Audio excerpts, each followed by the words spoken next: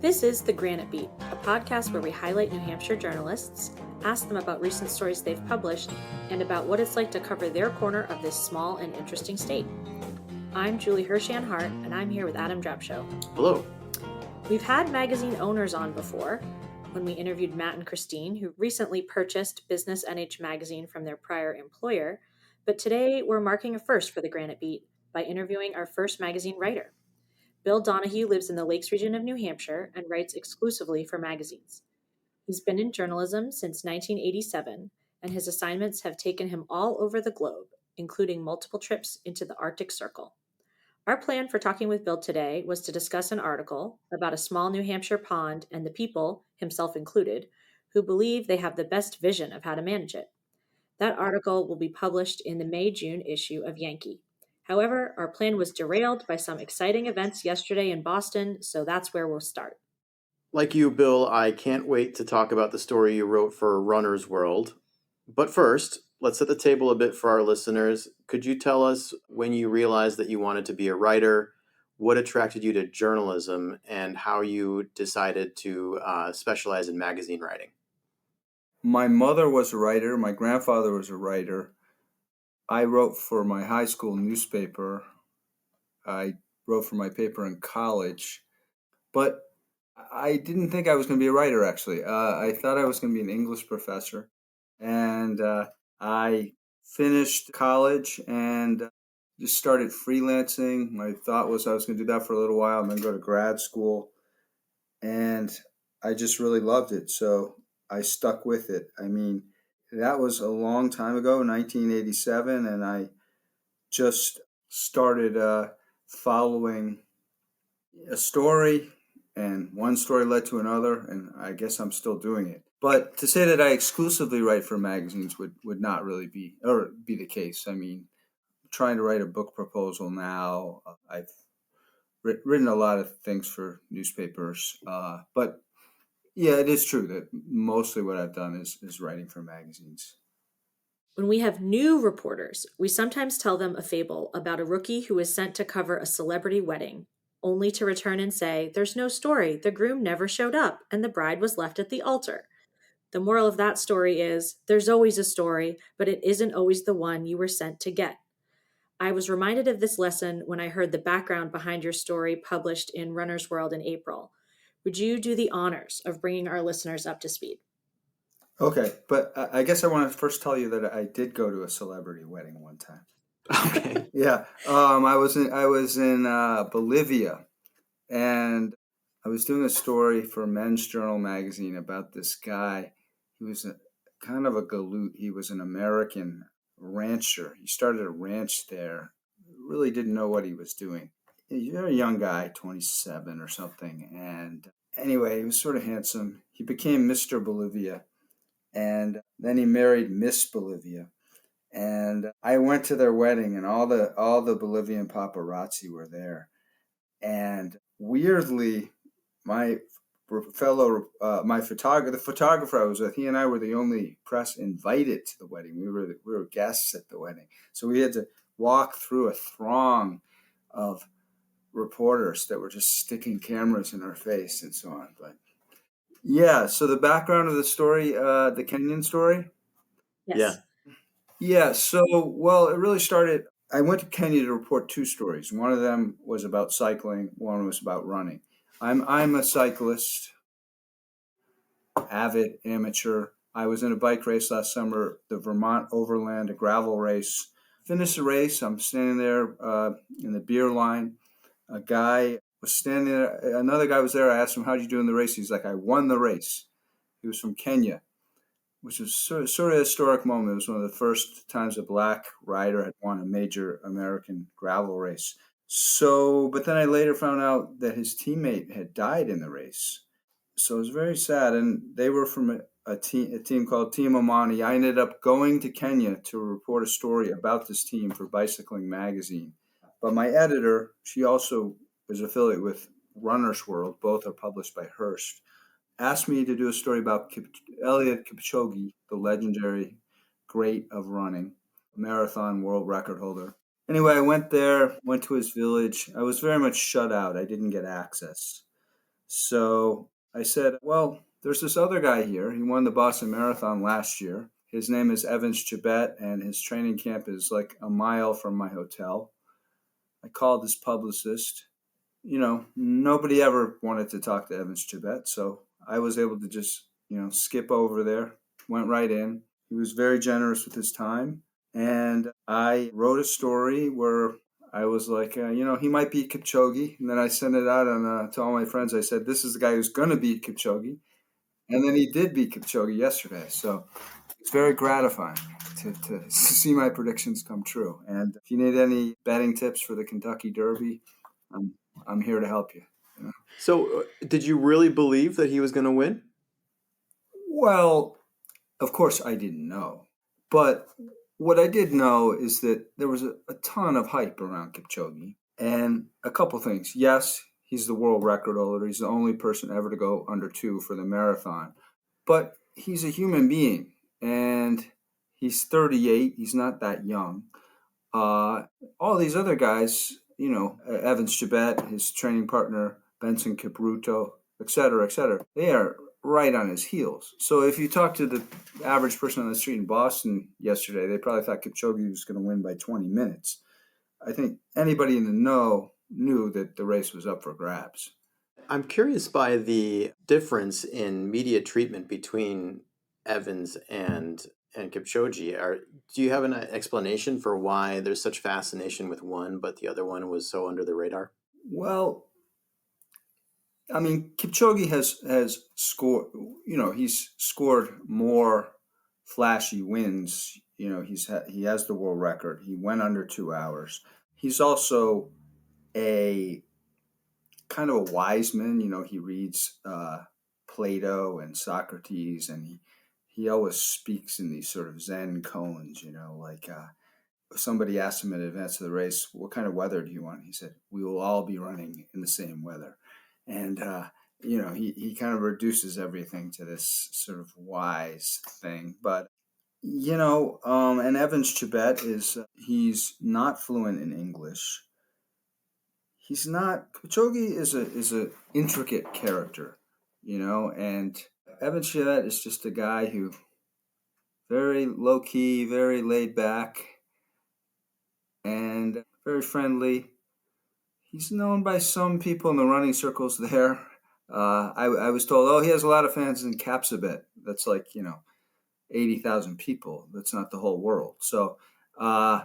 Yeah, he's just not known. I think it's very hard for Americans to wrap their mind around more than one Kenyan. I think, and that's a sad thing. I mean, every one of these guys is different from another, and yeah, it was a shame that people didn't know him. So I was really happy to sort of introduce him to readers. Do you think that's going to change for him now that he's repeated back to back with Boston? You got to think that people are going to start to say, like, who is this guy? I mean, he won. It went like this. He won Boston last year. He won New York in the fall, and then he won Boston this year. So it's pretty unbelievable. And yeah, you would like to think that people will start to know who he is. Do I think he's going to become this sort of sage that we've turned Kipchoge into? I don't think it's possible. He's a very unassuming guy. And I think it'll be difficult for Americans to fully kind of grasp this guy who comes from a very remote village in Kenya where he didn't grow up with running water or with electricity. Sort of the top of this mountain. He didn't have shoes really when he was running as a kid. He was the eighth of nine children. It's a reality so remote from the average American that I would love to think that we would get to know him, but I think it's going to be a process. That's a problem with our media. Certainly, magazines, these sports magazines, for a long time, you would try to profile somebody like Evans Chibet. They'd be, no, we can't do that. American readers will never relate to him. So we have this exclusionary mindset, and it is ending. It's breaking, but it's a long process, I think. Do you think that resistance was correct? Do you think that editors were correct to say that readers wouldn't relate, or do you think that readers would relate to someone even if they had such a disparate experience? Well, I mean, this is a really political question, but I mean, I think for a long time in this country, you don't see people of color. There's this idea of visibility, and if something like a magazine is a way to sort of define the public narrative, and if they're constantly saying, "Hey, we don't want to run profiles of these guys," well, yeah, then we'll never understand them. But it's changing, and I think yeah, people are capable of understanding that. It takes a long time, and it takes I think also an effort on the part of readers to cross that chasm and try to understand somebody who's different than them. Well, in the spirit of crossing that chasm, I'd like to ask you my next question. I'm someone who's worked in the same state that I've lived in since I was 10, and I'm fascinated by the challenge of traveling to a distant land and coming away with a kind of story that you can only get after establishing rapport and trust with the people that you're sent there to interview. How do you do that? How does that work? How do you develop that sort of those relationships? We kind of think of it as parachuting in sometimes. And what do you do when it doesn't work? Uh, well, how do I do it? I mean, I think you have to start with some sort of realistic understandings. I mean, in a place like Kenya, it's not like I'm going to blend in. I'm a white guy. I'm pretty tall. Um, it's evident right away that I don't know what's going on, and that's okay. I mean, I think people, if you go there and you demonstrate that you're genuinely curious and you're very earnest about trying to learn what they're all about, what their culture is, what their daily life is, I think most people want to tell their story. And so I think, that would be my main thing. I guess my tactic at bottom is to have no tactic. You know what I mean? I'm generally a pretty unrehearsed person and kind of like always losing things, and my hair's never in straight and stuff. And that's just what I'm bringing to the table. And I don't know. At some level, I think that's better. I mean, if you showed up in a three-piece suit, they would just be like, "Who is this person?" But I mean, it's you have to relate to people on a human level, and you know, everybody wants to know who you are, what your family is, what you're all about. So bring pictures, bring little gifts. And another thing is like every place has its own social milieu, its own like power structure and stuff like that. And you kind of have to figure out what that is and how to work it.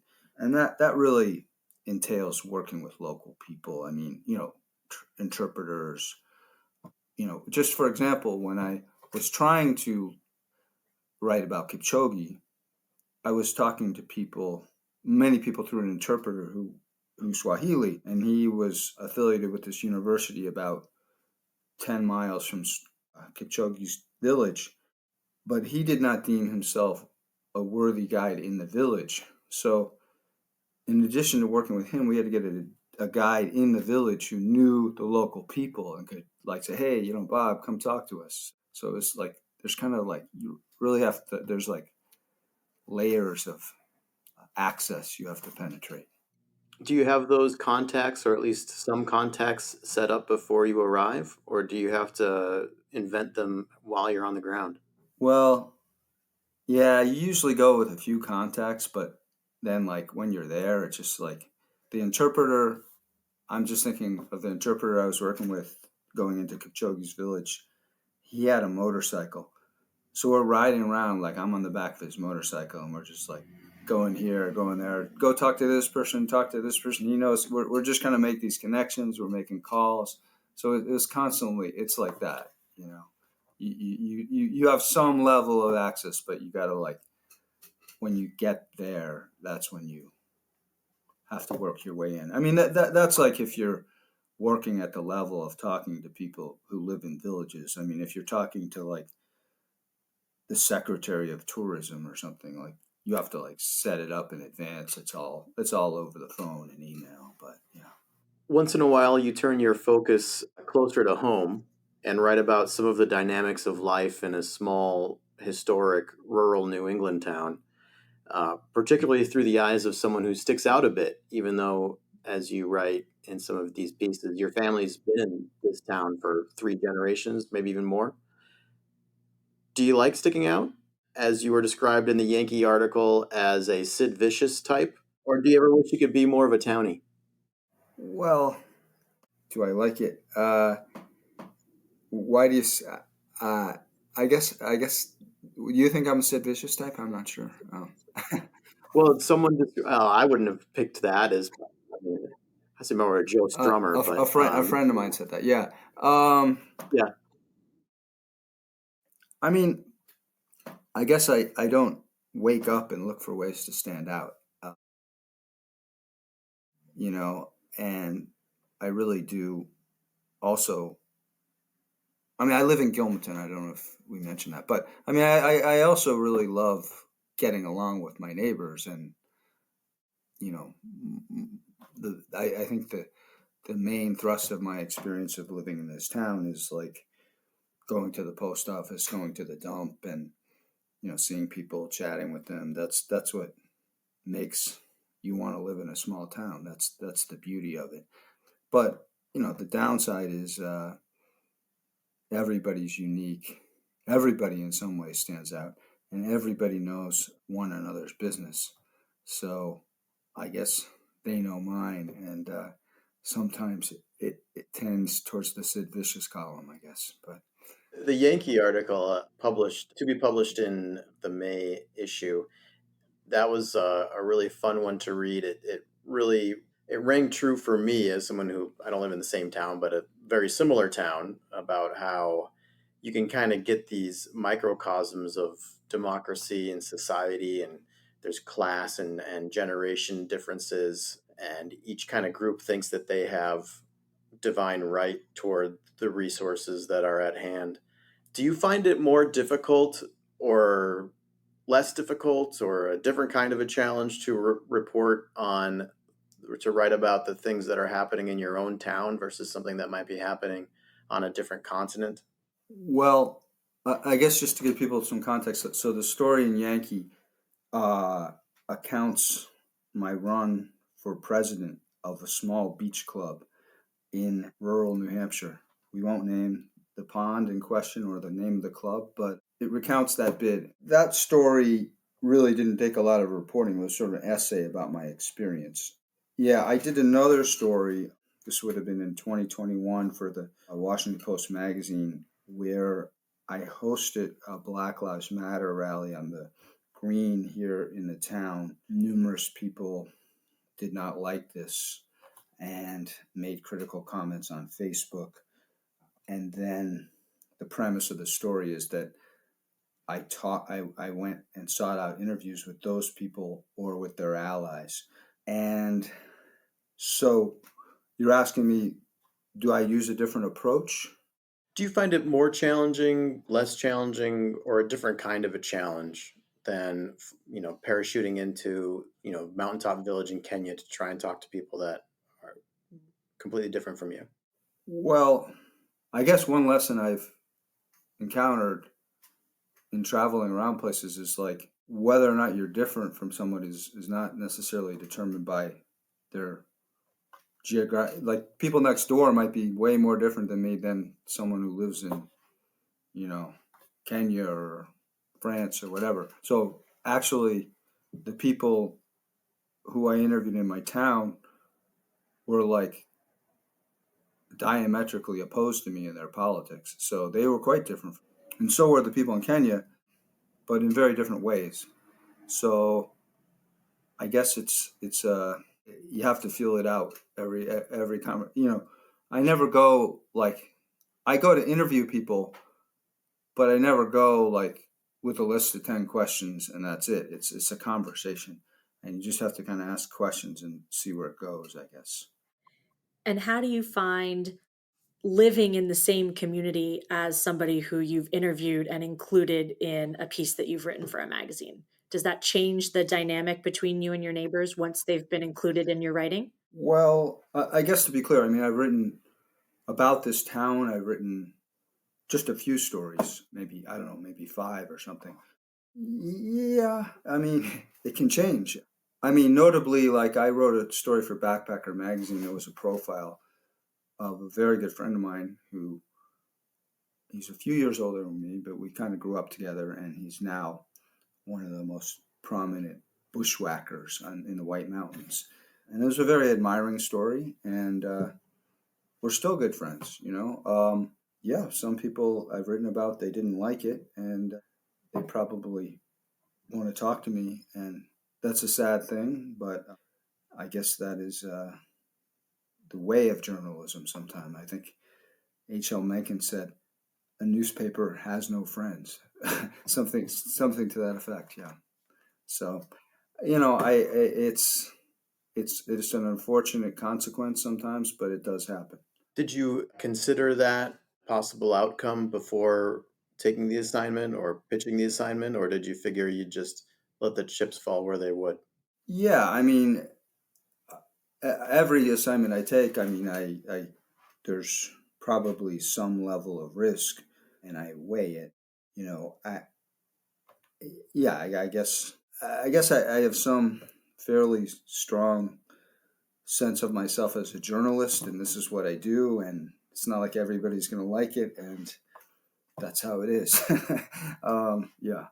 I'm curious as to how you come upon your assignments. Do you pitch them? Do you get editors who reach out to you with a story assignment that they'd like to have someone cover? Well, I get stories both ways. Generally, the stories that I am most excited about are the ones I come up with myself.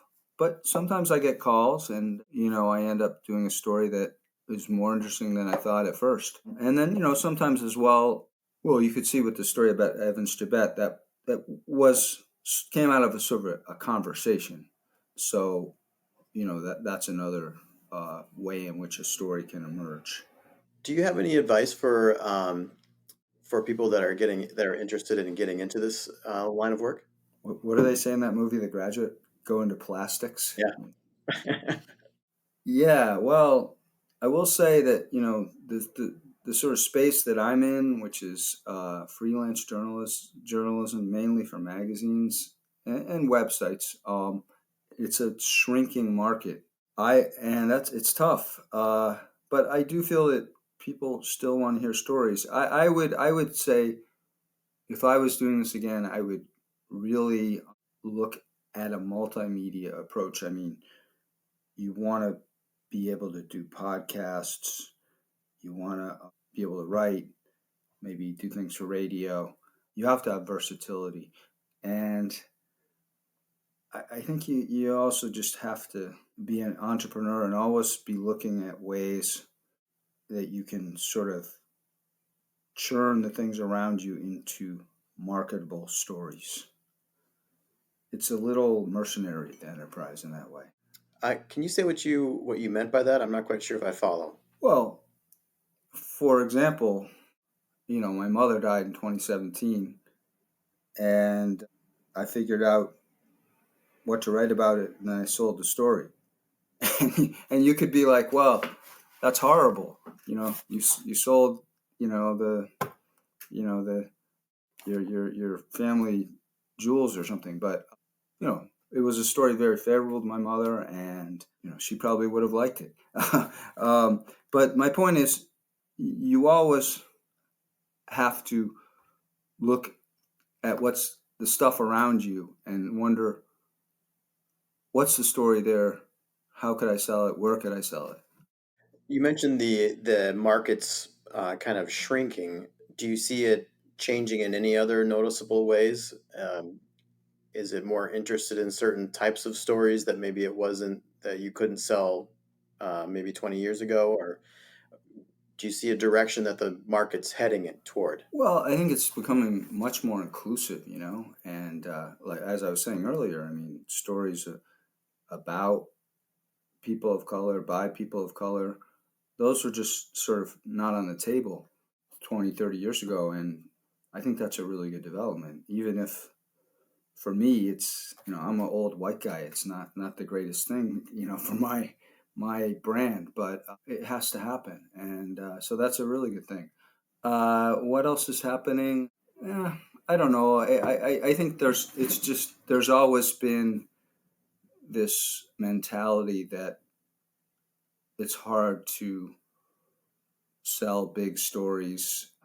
People, a magazine like Runner's World, for example, their bread and butter is like, 5 ways to run a faster 5K, the best 10 shoes out there for under $120. And, but when you become a writer, what you want to do is tell the big stories. And so there's always this idea that, oh, those are not going to happen. But you always have to fight against that. And I think everybody I know who's in this industry is engaged in that fight. And I don't think the taste for stories is going to go away. But despite the rumors.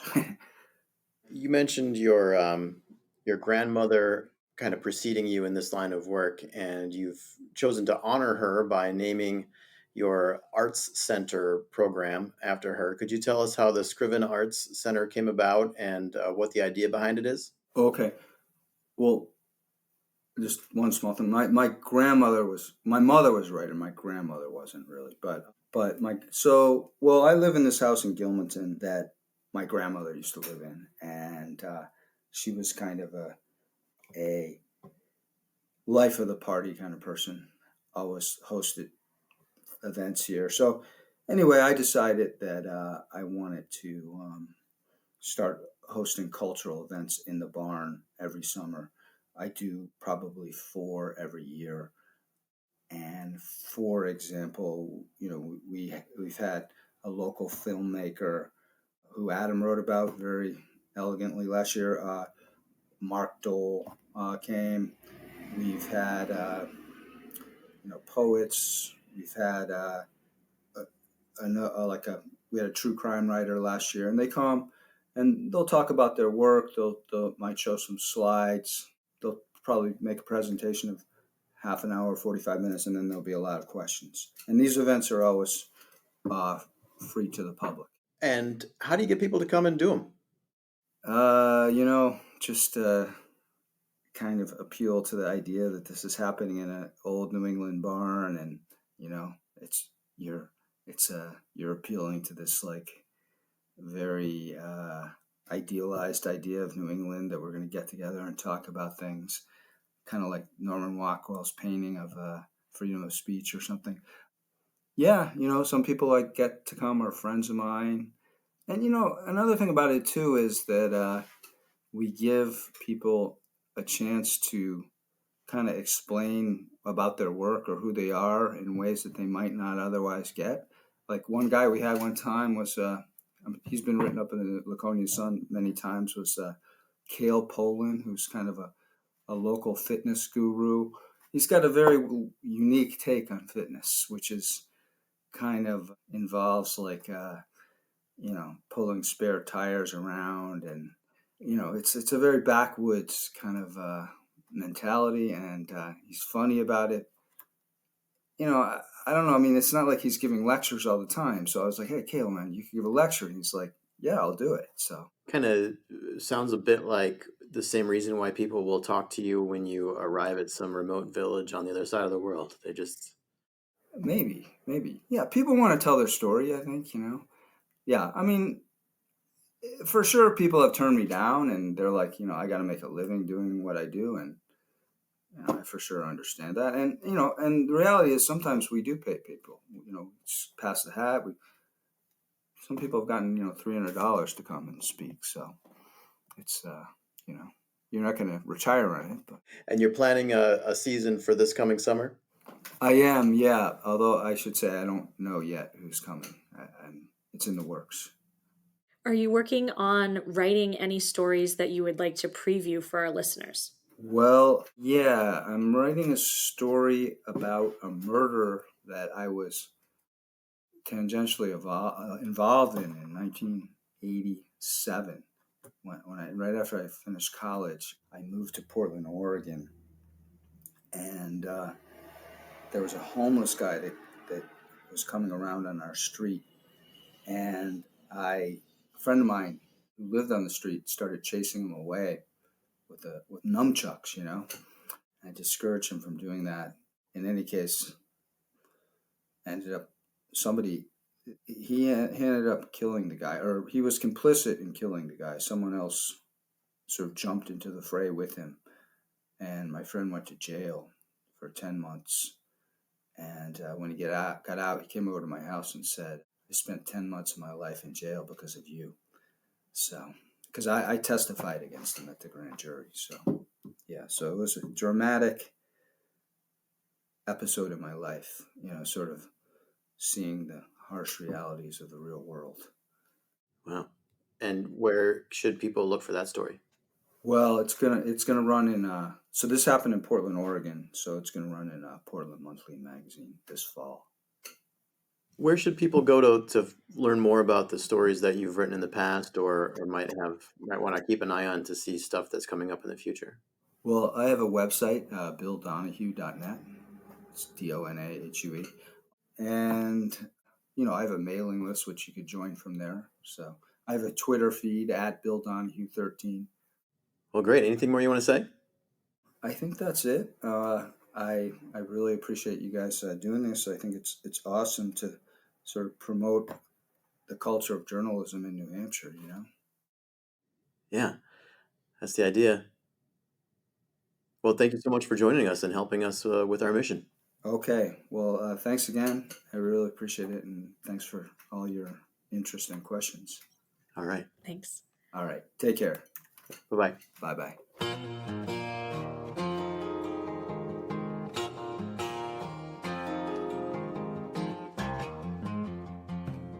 The Granite Beat is a project of the Granite State News Collaborative in partnership with the Laconia Daily Sun. We record at the Lakeport Opera House, and our theme music is composed by Bob McCarthy. Thanks also to the Marlin Fitzwater Center at Franklin Pierce University for editing and other support.